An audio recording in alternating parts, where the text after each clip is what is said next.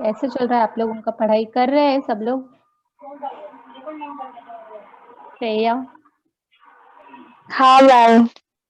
Okay. कौन कौन से चैप्टर आपने रीड किए?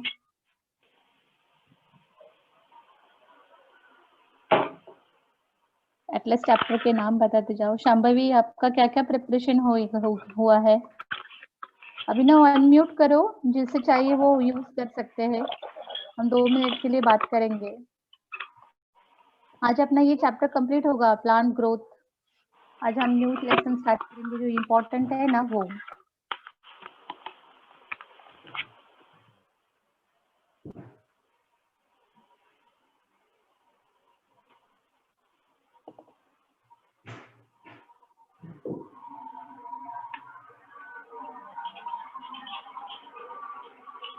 चैट करने की जगह आप हमसे बात करेंगे तो और भी अच्छा लगेगा ना। ऐसा लगेगा कि हम क्लास में बैठे हैं।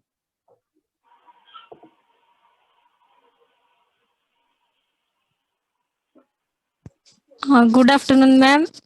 हाँ, गुड आफ्टरनून। बोलो, कैसे चल रहा है आप लोगों का पढ़ाई? चल रहा है मैम। कंट्रोल एंड कोऑर्डिनेशन छोड़ के रीड करके तो सब हो गया है। अब थोड़ा डिटेल में आप समझा देंगी बस। वो तो मेरी ड्यूटी है, मुझे वो करना ही है आप सबके लिए। ये स्क्रीन दिख रहा है आप लोगों को? रीडेबल है क्या? मुझे थोड़ा यस स्क्रीन मैम, का वो। यस। ओके, हाँ हाँ। आज अपना एब्सिसिक एसिड उस दिन स्टार्ट किया था हमने, इथिलीन कंप्लीट किया ना? याद है? सब लोग यस कुछ रिप्लाई करेंगे तो। इथिलीन का रोल कंप्लीट हुआ था अपना, गैसेस ग्रोथ हार्मोन रेगुलेटर। आपने हमें आंसर भी दिया था। हाँ यस, ओके, हाँ यस अभिनव। तो अभी हम क्या करेंगे, आज एब्सिसिक एसिड कंप्लीट करके न्यू लेसन स्टार्ट करेंगे। बस एक कंट्रोल एंड कोऑर्डिनेशन, जैसे शांभवी ने बोला। सब लोग थोड़ा थोड़ा चैट करेंगे ना तो इंटरेक्शन होता रहता है। अभी देखो, 2 ही चैप्टर मेनली एक्चुअली इंपॉर्टेंट रह गए हैं इसमें। एक कंट्रोल एंड कोऑर्डिनेशन, और सेकंड जो है ना वो है reproduction in lower and higher animals. वो 2 चैप्टर अगर अपने हो जाए ना तो हमारा बायो का सिलेबस नियरली 90% हो गया, ऐसा समझेंगे तो भी चलेगा। बाकी सब आपको खुद को ही सेल्फ स्टडी करना है, और उसमें से भी बहुत सारा टॉपिक रिलेटेड देखो। नीचे जो ऑल टॉपिक दिए है ना शंभवी, अगर आपका पढ़ के हुआ है तो किस तरह से हुआ है? 2 मिनट के लिए आप बात करेंगे, मतलब एक कंट्रोल एंड कोऑर्डिनेशन छोड़ के। अभी आप हाँ कैसे मैम। पढ़ाई कर रहे हो? हाँ हाँ हाँ। नोट्स तो मैंने रीड कर लिया। लेसन मतलब रीड करके हो गया है। जो पॉइंट्स है मैंने हाईलाइट करके रखे हैं टेक्स्ट बुक में। हाँ, वेरी गुड। और मतलब बाकी सब लेसन पढ़ रहे हैं क्या? मतलब जैसे नीचे दिए बायोटेक्नोलॉजी, हाँ, बाकी लोग भी? मतलब हाँ हाँ उनके वीडियो वगैरह से वो सब हम लोग हाँ। यूट्यूब से कहीं से देख रहे हैं। शाबाश, हाँ हाँ। सब लोग देख रहे हैं ना, सबको देखना है। यूट्यूब में आप डालेंगे ना तो कोई भी एक मतलब एक को फॉलो करेंगे और उसके देखते रहेंगे। बीच में हमने किसी टीचर का नाम बोला था, अभी मैं रेफरेंस में देखती हूँ। अगर उनके भी आप देखते जाएंगे ना तो भी टॉपिक्स क्लियर हो जाते हैं। या तो सभी स्टूडेंट्स को मेरा एक कहना है कि किसी एक पर्सन के आप देखते रहेंगे ना तो भी कुछ प्रॉब्लम नहीं, लेकिन ऑथराइज पर्सन की देखना। यूट्यूब पे जो लिंक आती है ना स्टेट गवर्नमेंट की। किसी ने बोर्ड का पेपर सॉल्व करना स्टार्ट किया क्या? किसी को मिला अभी लास्ट ईयर का बोर्ड का पेपर?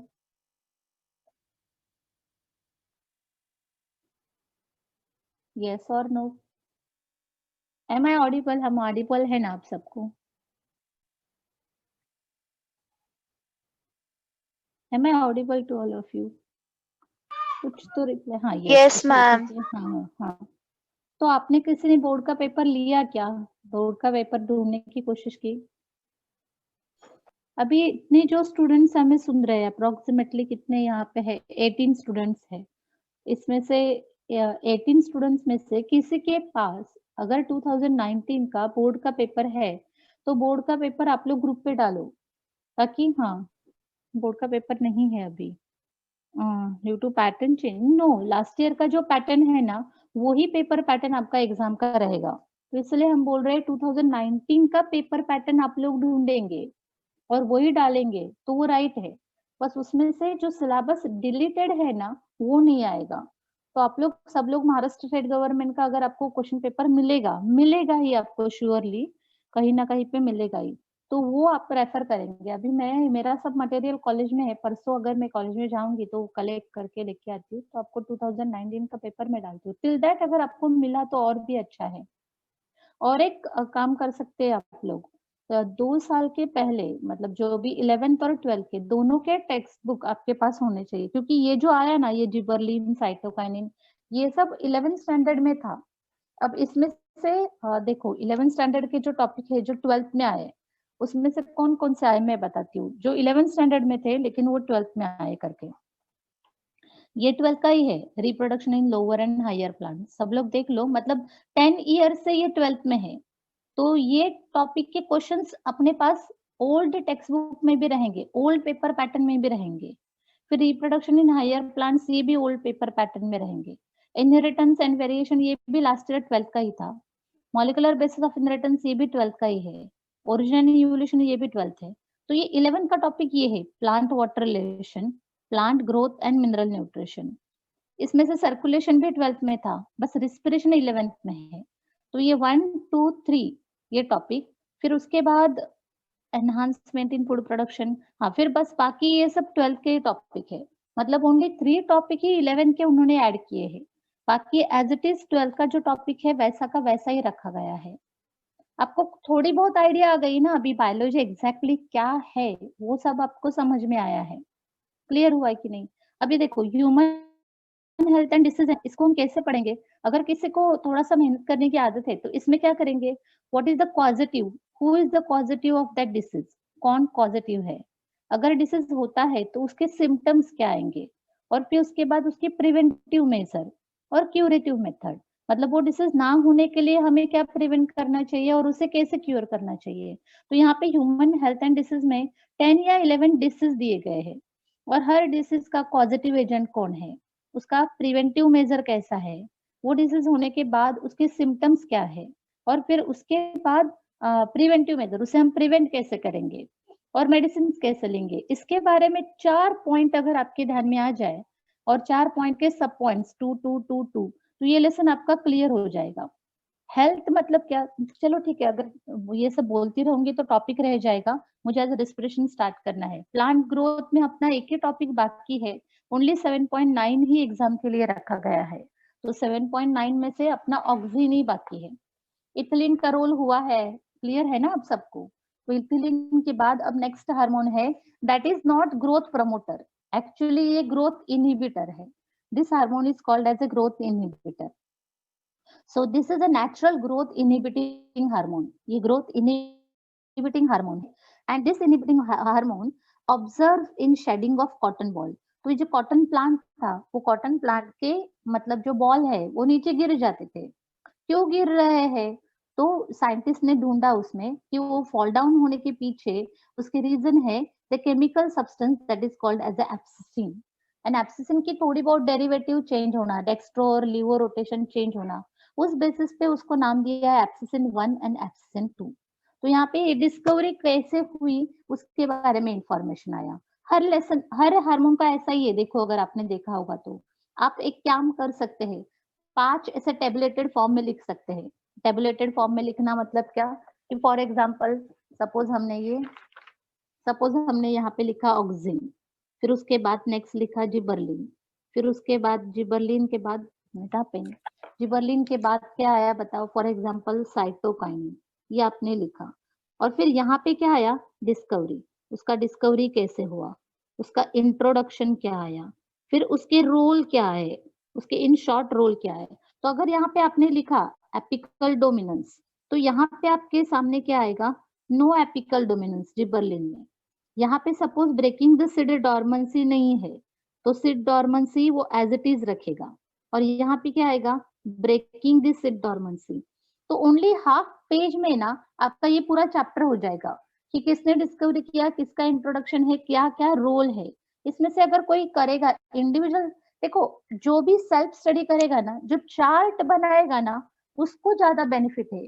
जो चार्ट किसी को डिस्ट्रीब्यूट करेगा उसको ज्यादा बेनिफिट नहीं है, लेकिन खुद से सेल्फ स्टडी करके चार्ट बनाएगा, उसे ये लेसन याद ही हो जाएगा कि कैसे डिस्कवर हुआ, कैसे इसका इंट्रोडक्शन आया, ये क्या रोल दिखाता है। और आप घर पे दीवार पे ऐसा ये लगा के रखेंगे, जहाँ घूमते हैं, यहाँ वहाँ आते हैं, ज़्यादा मूवमेंट होती है, सपोज़ आप जहाँ खाना खाते हैं, तो ध्यान जाएगा आपका, वो पॉइंट याद ही होंगे, उसके लिए कुछ रटने की ज़रूरत नहीं है।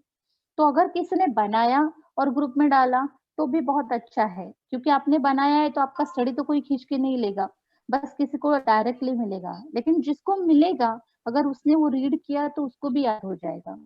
तो बेनिफिशियली किसी को लगता है कि हाँ, मैं ये कर सकता हूँ, और सोचो मत कि मुझे क्या बोलेंगे। ये जो 18 स्टूडेंट्स जो डेली मेरे लेक्चर सुनते हैं ना, उनको इंडिविजुअली सेल्फ ना ये करना चाहिए, 18, 20, 21, 25 जितने भी रहते हैं, उनको ये नहीं लगना सेशन भी नहीं रहा है। अभी थे कहाँ एक-दूसरे की को तब तक नवंबर आ गया, दिसंबर, जनवरी, फरवरी, मार्च। कितने दिन रह गए? 4 महीने रह गए। 4 महीने के लिए क्या हेजिटेशन करने का, ये क्या सोचेगा, वो सोचेगा। कोई किसी के बारे में कुछ नहीं सोचता है। अपना-अपना सबको करना पड़ता है। हमें इंडिविजुअल सेल्फ स्टडी करनी है।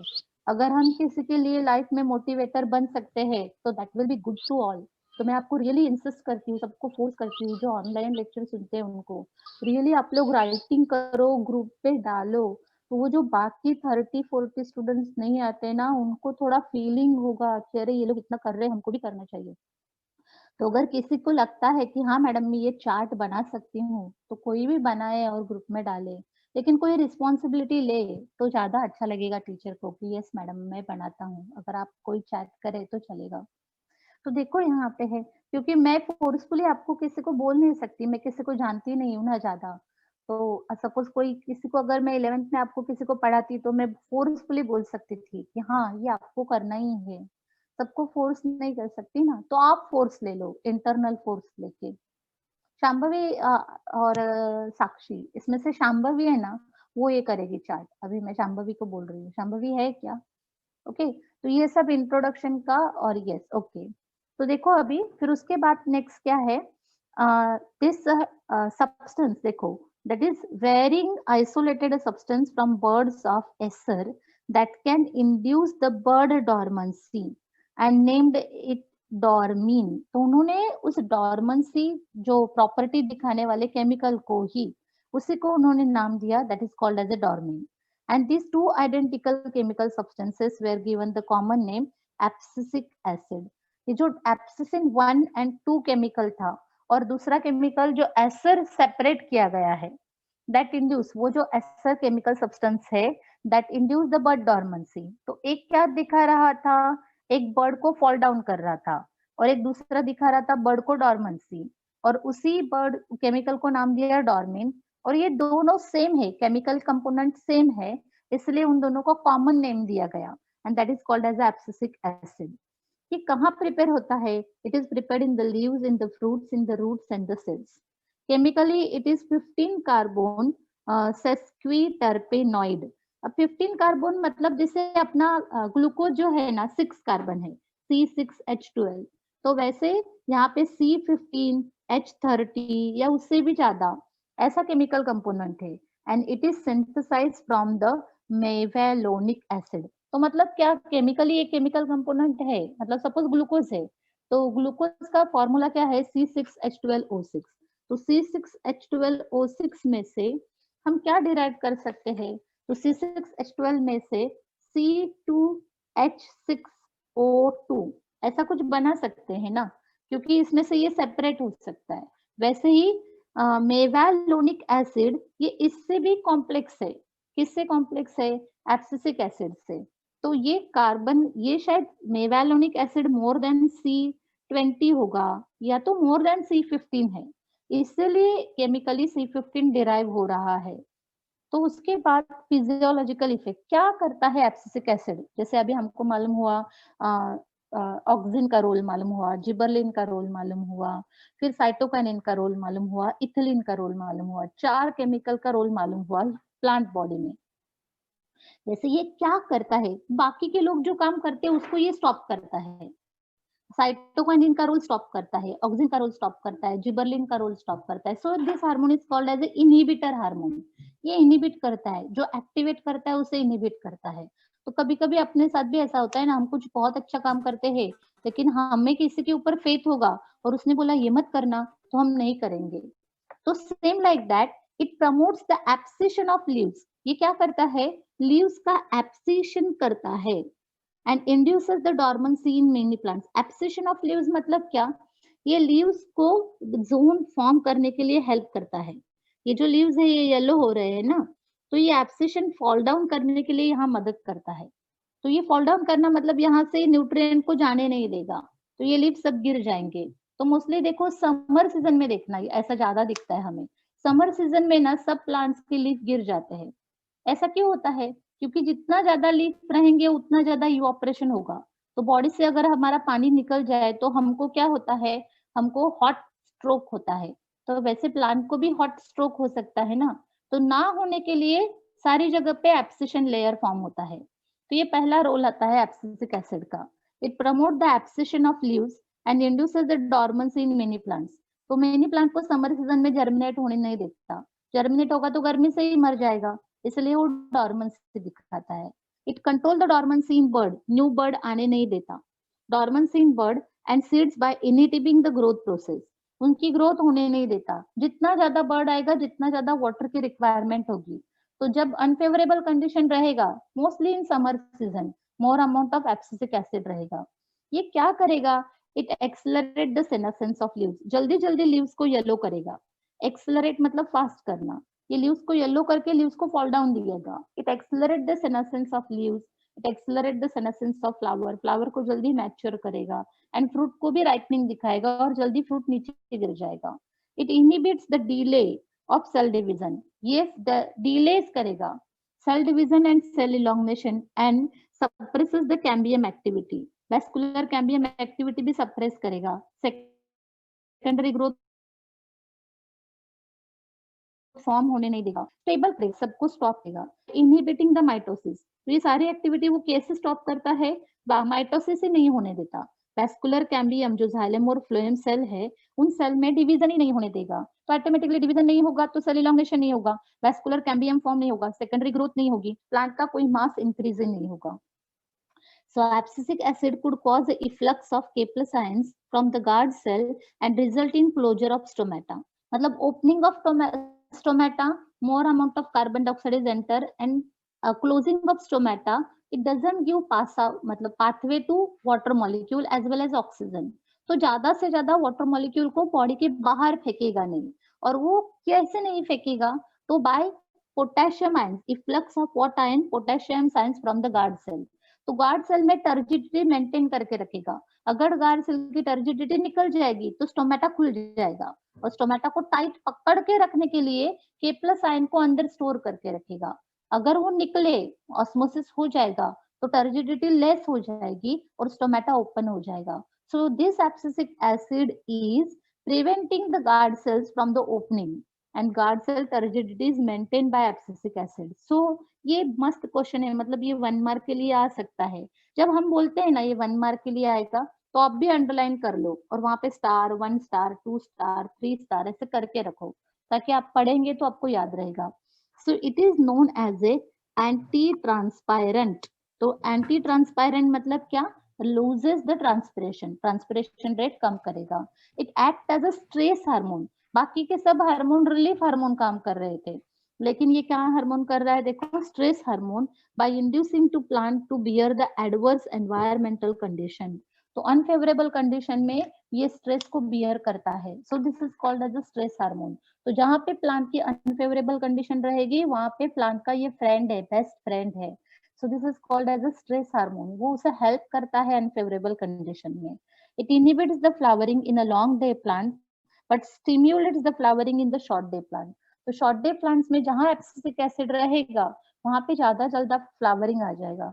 तो फॉर एग्जांपल हम लोग बोलेंगे मेरीगोल्ड है, रेनी सीजन के बाद जो विंटर सीजन आता है तो उसमें जो फ्लावरिंग होता है, तो that is that short day plant, that is due to किसकी वजह से आएगा बताओ, ड्यू टू एब्सिसिक एसिड। लेकिन लॉन्ग डे प्लांट्स में डे लॉन्ग हो गया है ना, तो डे पीरियड इंक्रीज हो गया, सनलाइट पीरियड इंक्रीज हो गया, तो जो प्लांट सनलाइट पीरियड में ग्रो होते हैं उनमें लेस फ्लावरिंग दिखाता है।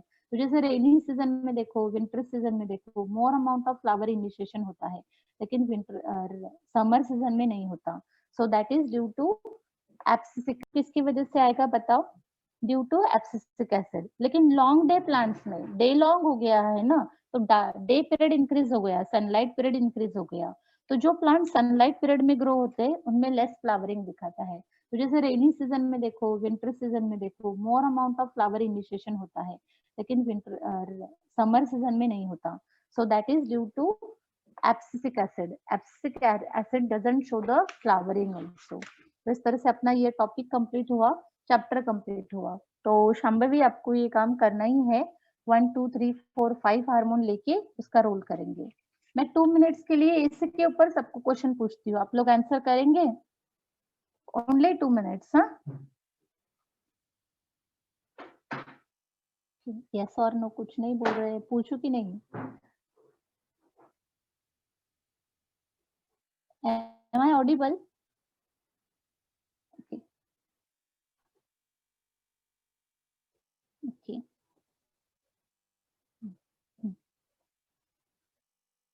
What is transpiration? कुछ कोशिश करो।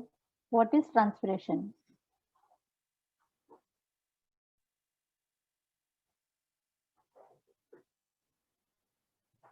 नहीं आया तो भी प्रॉब्लम नहीं, कोशिश तो करो। Transpiration means what?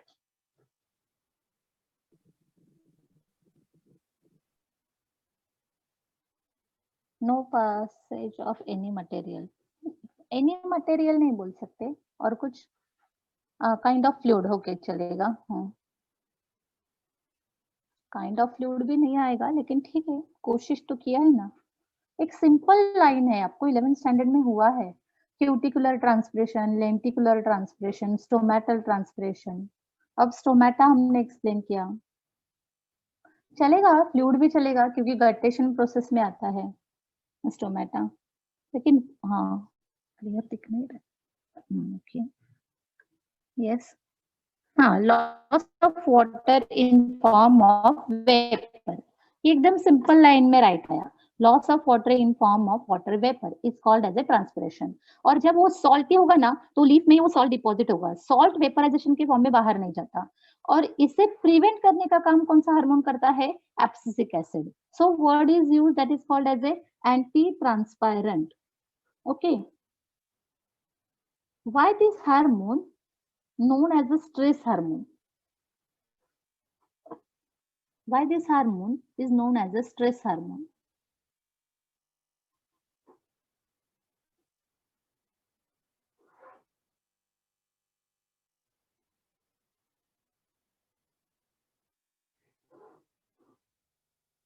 ढूंढो बुक में, टाइम लगेगा 2 minute.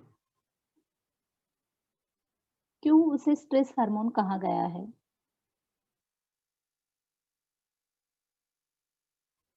It helps the plant in to bear in adverse environmental conditions. Very good. To bear the plant in or to leave the plant in adverse biological condition. जो भी adverse biological condition रहेगी उस period में वो क्या करता है? Plant को बियर करता है, प्लांट को ग्रो होने देता है, प्लांट को कल्टीवेट होने देता है, अगर बहुत क्लाइमेटिक कंडीशन वर्स है तो भी। अब में मुझे बताइए, does it show the cell division? Does it helpful for cell division? Does abscisic acid is helpful for cell division?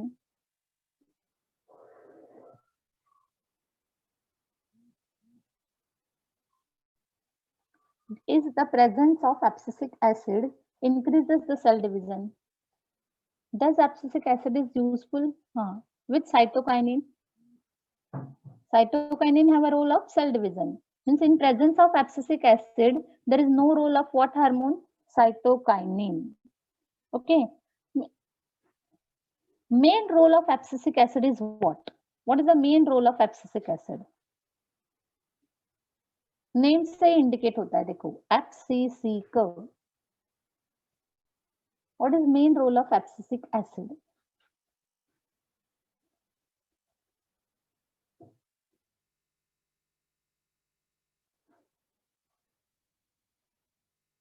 हाँ, it promotes the abscission of leaves. This is the main role.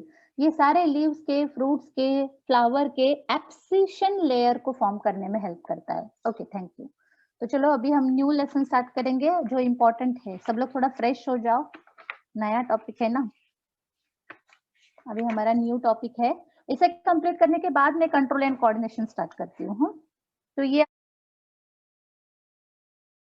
आप सबको थोड़ा idea ही है, respiration and circulation. किसी को मालूम है respiration के बारे में कुछ definition? What do you think about respiration?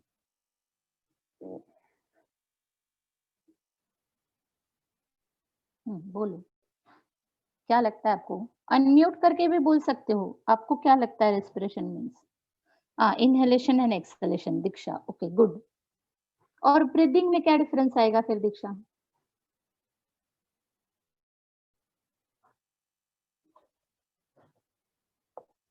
Inhalation and exhalation, यही आंसर आया है ना जो दीक्षा का आया था वो। तो ब्रीदिंग में क्या डिफरेंस है? ब्रीदिंग में क्या होता है? ब्रीदिंग में होता है क्या inhalation and exhalation? Intake of oxygen, ये किस में होता है? ब्रीदिंग में ना। तो ब्रीदिंग, यहाँ पे ब्रीदिंग देना चाहिए था ना, ब्रीदिंग एंड सर्कुलेशन देना चाहिए था। यहाँ पे वर्ड यूज किया है रेस्पिरेशन। क्या लगता है आपको? मोस्टली आपकी कुछ गलती नहीं है, मोस्टली हम रेस्पिरेशन को इनहेलेशन एंड एक्सहेलेशन बोलते हैं, तो हमें लगता है रेस्पिरेशन मतलब इनहेलेशन एंड एक्सहेलेशन होता है। रेस्पिरेशन में एक प्रोसेस आती है, उस प्रोसेस को कहा जाता है ब्रीदिंग, और ब्रीदिंग के बिना रेस्पिरेशन हो नहीं सकता। एक्चुअली ब्रीदिंग होगा तो ही रेस्पिरेशन हो सकता है। कुछ कोशिश करो। और ब्रीदिंग का मीनिंग होता है फॉर्मेशन ऑफ एटीपी। ईश्वरी खुद कहाँ पे होती है एटीपी? एटीपी फॉर्म होना ये रेस्पिरेशन का रोल है, लेकिन कहाँ पे होता है? हाँ, यस, रॉन्ग हुआ तो चलेगा ना, हमने कब आपको कुछ ना बोला है। अभिनव, आप सुन रहे हो लेक्चर? और स्टूडेंट्स सुन रहे हैं ना? तो एटीपी कहाँ पे फॉर्म होती है? सेल में। Very good. तो इसका मतलब रेस्पिरेशन सेल में होता है ना शांभवी? अगर एटीपी सेल में फॉर्म होती है, रेस्पिरेशन का रोल है एटीपी बनाना। ये लड़की ने, ईश्वरी ने लिखा था, बराबर ना? द रेस्पिरेशन मतलब एटीपी बनाना। अब आपने कहा एटीपी कहाँ पे होती है? सेल में। तो इसका मतलब रेस्पिरेशन कहाँ होता है? आपके क्वेश्चन के आंसर से कहाँ पे आएगा respiration? Yes please try. Cell में होगा कि नहीं? Does the respiration takes place in cell? हाँ यस, सेल में है, बराबर ना? यस, नोज टू लंग्स होगा। नोज टू लंग्स है ना ईश्वरी? नोज भी सेल से बना हुआ है, वहां पे भी होगा, लेकिन नोज टू लंग्स ब्रीदिंग होती है। मतलब क्या होता है? ऑक्सीजन ट्रांसफर होता है। तो मैं आपको एक्सप्लेन करती हूँ रेस्पिरेशन मतलब कैसे होता है, इन शॉर्ट बताती हूँ। मस्त बायोलॉजी का ये टॉपिक है ना, कंट्रोल एंड कोऑर्डिनेशन, बहुत ही इंटरेस्टिंग टॉपिक है क्योंकि ये हमारे बॉडी से रिलेटेड है ना। देखो, ये हमारा मतलब ह्यूमन बॉडी का ये सपोज एक फेस स्ट्रक्चर आ गया, ये नोज स्ट्रक्चर आ गया, यहाँ पे थोड़ा सा माउथ और ये सब आया। यहाँ पे हमने फूड डाला, बराबर है ना? फूड डालते ही माउथ कैविटी आई, माउथ कैविटी के बाद यहाँ पे थोड़ा सा फेरिंग्स आता है, फिर उसके बाद उसको कनेक्ट करके ईसोफेगस आता है यहाँ नीचे। ये माउथ डाइजेस्टिव सिस्टम। मीटिंग वाला, ठीक है। फिर उसके बाद ये स्टमक, ये हुआ हमारा डाइजेस्टिव सिस्टम का part.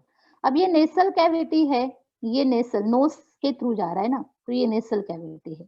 Nasal cavity in short इससे कनेक्ट होती है ना, फेरिंग्स से। और ये इसोफेगस के बैक साइड में एक लाइन मैंने ड्रॉ किया है, इसका मतलब इसके बैक साइड में कुछ पाइप है, and that pipe is called as a trachea. उस पाइप को नाम क्या दिया हमने? ट्रैकिया। और ये ट्रैकिया यहाँ पे ओपन हो रहा है, कहाँ पे ओपन हो रहा है बताओ? लंग्स में। सपोज यहाँ पे, तो ये पार्ट आया लंग्स में। तो ये अलग अलग सिस्टम है ना, एक सिस्टम को हमने नाम दिया डाइजेस्टिव सिस्टम और एक को हमने नाम दिया रेस्पिरेटरी सिस्टम। ये है हमारी रेस्पिरेटरी सिस्टम, ओके। लेकिन रेस्पिरेटरी सिस्टम यहाँ से नोज से लेके लंग्स तक है, ऐसे समझेंगे। लेकिन ये काम कहाँ करती है? Entirely on body. जैसे डाइजेस्टिव सिस्टम कहाँ से स्टार्ट होती है? माउथ से लेके नीचे तक जाएगी ना। सपोज ये स्टमक है, स्टमक के बाद ये डिओडिनम है, फिर डिओडिनम के बाद ये स्मॉल इंटेस्टाइन है, स्मॉल इंटेस्टाइन को किससे कनेक्ट करी, लार्ज इंटेस्टाइन, फिर लार्ज इंटेस्टाइन, क्लियर हो रहा है, यस तो बोलो एटलीस्ट, लार्ज इंटेस्टाइन, फिर लार्ज इंटेस्टाइन के बाद क्या आएगा, रेक्टम, और रेक्टम के बाद क्या आएगा, एनस। तो डाइजेस्टिव सिस्टम कहाँ से स्टार्ट हो गई, माउथ, माउथ तो लेके कहाँ तक आया बताओ, एनस। तो ये क्या है, ये डाइजेस्टिव सिस्टम है। लेकिन ऐसा है क्या, हम हमारा खाना माउथ में नहीं खा लिया, नहीं, माउथ ने उसको कहाँ छोड़ा, स्टमक में छोड़ा, फिर स्टमक ने ही उसको यूज किया क्या, नहीं, स्टमक ने उसे कहाँ छोड़ा, लार्ज स्मॉल इंटेस्टाइन, फिर स्मॉल इंटेस्टाइन ने उसे डाइजेस्ट करके आपकी पूरी बॉडी तक दिया, आपकी पूरी ब्रेन तक दिया, आपकी पूरी लेग्स तक दिया, आपके हैंड तक दिया, जिस हाथ ने वो चीज को खाया था उस हाथ तक एनर्जी आई, ईश्वरी ने बोला था ना, उस एनर्जी का नाम क्या था, एटीपी। तो एटीपी कहाँ आई, एटीपी तो हमने खाई नहीं थी, हमने तो दाल और भात खाया था, और यहाँ रेस्पिरेटरी सिस्टम ने किसे लिया है, ऑक्सीजन को लिया है। तो ये जो ईश्वरी नाम की लड़की है, उसने एटीपी कहाँ से लिखा, उसके मन में कहाँ से आया एटीपी लिखने की बात, तो ये कहाँ से आई उसके बारे में सोचेंगे। तो देखो जब हमने खाना खाया था तो ये क्या खाया था, ग्लूकोज, हमारे डाइजेस्टिव सिस्टम ने इसे क्या बनाया, ग्लूकोज, और ये ग्लूकोज चला गया है ब्लड के, मतलब यहाँ पे हार्ट की तरफ, यहाँ है अपना हार्ट, ये 4 चेम्बर थे ना, यहाँ पे आया, अब इसमें से हार्ट की तरफ से जाके फिर एओर्टा से लेके पूरे बॉडी में गया, क्या क्या गया बताओ, ग्लूकोज गया। तो ग्लूकोज है ना, अब मैं एक ऑर्गन को बाहर निकालती हूँ इसमें से, सपोज किडनी को लेती हूँ, तो ये जो ग्लूकोज है, नहीं तो ब्रेन को लेते हैं, ये ग्लूकोज है ना यहाँ तक आ गया है, कहाँ तक आया है बताओ, ब्रेन तक आया है, किससे आया है, पाइपलाइन से, और उस पाइपलाइन का नाम क्या है, artery. Can you getting my point, सबको क्लियर हो रहा है ना। तो ये आर्टरी के वाया कहाँ तक आया बताओ, ब्रेन तक आया, तो ब्रेन तक कौन आया, ग्लूकोज आया, ओके। अब ग्लूकोज वेट कर रहा है ब्रेन को यूज करने के लिए, लेकिन ब्रेन डायरेक्ट यूज नहीं कर सकता, तो फिर दूसरी सिस्टम साइमल्टेनियसली काम कर रही है, मैं simultaneously 2 topic at a time बोल नहीं सकती, मुझे 2 मुंह नहीं है ना अलग अलग, तो पहले एक सिस्टम एक्सप्लेन करती हूँ, साइमल्टेनियसली दूसरी सिस्टम भी काम करती है, और वो दूसरी सिस्टम जो है उसका नाम है रिस्पिरेटरी सिस्टम। तो रिस्पिरेटरी सिस्टम क्या करती है, जो आपने इनहेल किया था, मतलब ब्रीथ लिया था इनसाइड, क्या लिया था आपने, ऑक्सीजन, या ऑक्सीजन भी आर्टरी में मिक्स हो रहा है और वो उसके साथ इधर जा रहा है ग्लूकोज के पास, अरे कुछ तो बोलो, समझ में आ रहा है ना सबको। तो ग्लूकोज और कौन जा रहा है बताओ, ऑक्सीजन, एक साथ किसके पास जा रहे हैं, ब्रेन के पास। अब यहाँ पे ब्रेन सेल जो प्रोसेस दिखा रही है, that process is called as a respiration, उस प्रोसेस को कहा जाता है रिस्पिरेशन। यहाँ पे होता है ब्रेन सेल में रिस्पिरेशन, किसके साथ होता है बताओ, यस अतुल, तो किसके साथ होता है, ग्लूकोज और ऑक्सीजन के साथ, और जो ईश्वरी ने कहा था वो काम यहाँ पे होगा। तो ग्लूकोज मतलब C6H12O6 किसके साथ कंबाइन होता है, ऑक्सीजन के साथ, एंड इन माइटोकॉन्ड्रिया, ये ब्रेन की सेल में माइटोकॉन्ड्रिया, हर सेल में माइटोकॉन्ड्रिया होता है, there it is broken down into carbon dioxide, there it is broken down into water, and it is broken down into 38 molecules of ATP. जब हमें 38 molecules of ATP मिलती है तब ब्रेन सेल कहती है वाओ मुझे मेरा खाना मिल गया, थैंक यू, और सेल एक्टिवेट होती है, किसकी वजह से एक्टिवेट होती है, एटीपी की वजह से। तो एटीपी बनाना, that is the right answer given by Ishwari, लेकिन ये डायरेक्ट नहीं बनता, तो इसलिए हम रिस्पिरेशन को बोलते हैं it is biologically oxidation process, oxidation and reduction कहेंगे तो भी चलेगा, ऑक्सीजन दे रहा है और किसको तोड़ रहे हैं, C6H12O6 को, तो ऑक्सीडेशन रिडक्शन, तो हम कहेंगे redox reaction takes place, and C6H12O6 is broken down into carbon dioxide, into water and 38 molecules of ATP, and this process is called as a respiration. इस प्रोसेस को क्या कहा जाता है, respiration।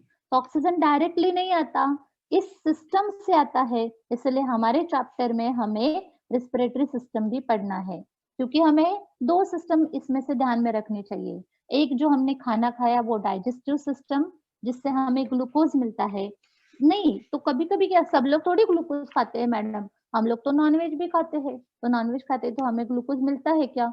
मुझे तो दाल और चावल ही पसंद है, मैं तो कुछ दाल और, कोई लड़की कहेगी मैं मुझे तो दाल और चावल बिल्कुल पसंद नहीं, मुझे तो ओनली फ्रूटी पसंद है।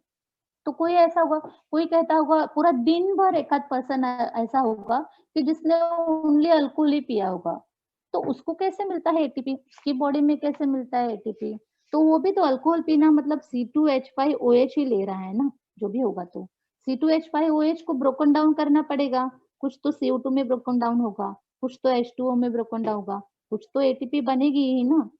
किसने ओनली दाल ही खाया, दाल खाया मतलब कार्बन, हाइड्रोजन, ऑक्सीजन और नाइट्रोजन ही खाया होगा ना, खाके क्या खाया होगा? दाल खाना मतलब प्रोटीन खाना, तो प्रोटीन मतलब ओनली नॉनवेज ही खाया, सपोज ओनली फिश ही खाया है, मुझे बहुत फिश पसंद है, मैंने ओनली फिश ही खाया है, चपाती खाया ही नहीं, तो क्या खाया? कार्बन, हाइड्रोजन, ऑक्सीजन और नाइट्रोजन ही खाया, तो that is also broken down into CHO only. बाद में इसका भी कार्बन, हाइड्रोजन एंड ऑक्सीजन ही बनता है, मतलब CO2 और H2O ही बनता है।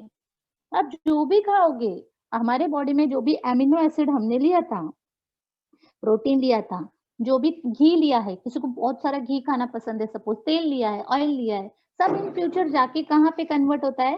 C6H12O6 में ही। पहला सब मशीन ये काम करती है, आपकी पूरे डाइजेस्टिव सिस्टम ये बनाने का काम करती है, आपकी पूरी सेल जो भी आपने खाया है उसे C6H12O6 में कन्वर्ट करने का काम करेगी। और जब ये सेल को मिलेगा, तो ये जो अपनी जो कोई भी सेल है, कोई भी लीवर की ले लो, स्टमक की ले लो, एलिमेंट्री कैनाल की ले लो, हेयर की ले लो, फिंगर की ले लो, टिप टो की ले लो, कहीं पे भी ले लो, वो सारी सेल न्यूक्लियस से बनी हुई है, उसका एंडोप्लाज्मिक रेटिकुलम है, उसका माइटोकॉन्ड्रिया है। तो जैसे ही वो ग्लूकोज उस सेल में आएगा या तो प्रोटीन आएगा, तो वो सब सेल कहेगी चलो हमारा खाना आ गया, लेकिन वो खाना खा नहीं पाते क्योंकि वो पहला पावर हाउस की तरफ जाना पड़ता है। Who is the power house of the cell? I think all of you know, mitochondria is called as a power house of the cell. तो वो बहुत सारा पावर कन्वर्ट करते हैं, बहुत सारा, जैसे हम बोलते हैं ना ट्रांसफार्मर से, ट्रांसफार्मर में मतलब मेन जो है वहां से लाइट आती है, तो यहाँ पे बहुत सारा एटीपी स्टोर करके रखता है। अब सेल कहती है वाओ तुम्हारे पास तो बहुत एटीपी है, तो न्यूक्लियस कहता है चलो मुझे दे दो, तो ये मैं न्यूक्लियस मतलब यहाँ पे क्रोमोसोम का काम करूंगा। एंडोप्लाज्मिक रेटिकुलम कहता है मुझे एटीपी दे दो, तो मैं यहाँ पे काम करूंगा। फिर उसके बाद नेक्स्ट कौन सेल ऑर्गेनेल रहेगा? सपोज यहाँ पे और कौन सा है? गोल्गी बॉडी है जिसको सेक्रेटरी काम दिया है, मतलब वो कुछ एक्स्ट्रा एक्सट्रेटा जो है सेल का वो बाहर निकालने का काम दिया है, तो ये कहेगा मैं काम करने के लिए मुझे एटीपी दे दो, तो ये सारा एटीपी यहाँ से आएगा। तो ये पूरी प्रोसेस को कहा जाएगा respiration.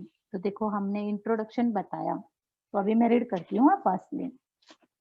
All living organisms require notes, just wait a minute.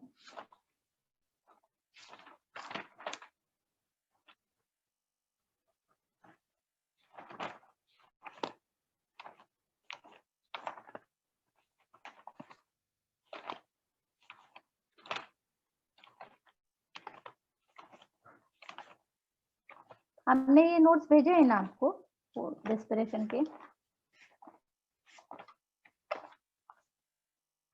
I think first chapter ही होगा।